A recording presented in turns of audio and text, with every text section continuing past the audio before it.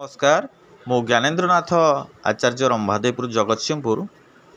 आज आपण मानक शुणाऊँगी एक सुंदर कविता। कवितार शीर्षक घेन मो प्रणति। तेज आसतु शुणा कविताटी। प्रणमे चरणे अभयदायिनी तुमा दुर्गा माहेश्वरी। करुणा करिबु तोर दयाचिते भक्त जनकु तोहरी।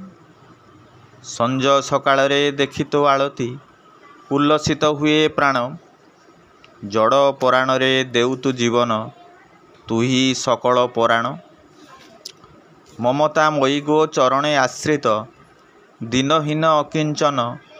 करुणा बरसी सार्थक करिबु मोर एही मन प्राण। तोपणत तले अभय प्रदान करुतु भकत ठारे।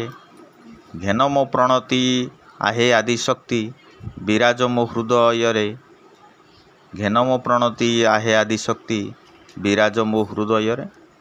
नमस्कार। कविताटी किपर लगिला बहु संख्यार मतामत देवे। यह लाइक शेयर एवं सब्सक्राइब करेंगे ये निवेदन कर। जय जगन्नाथ।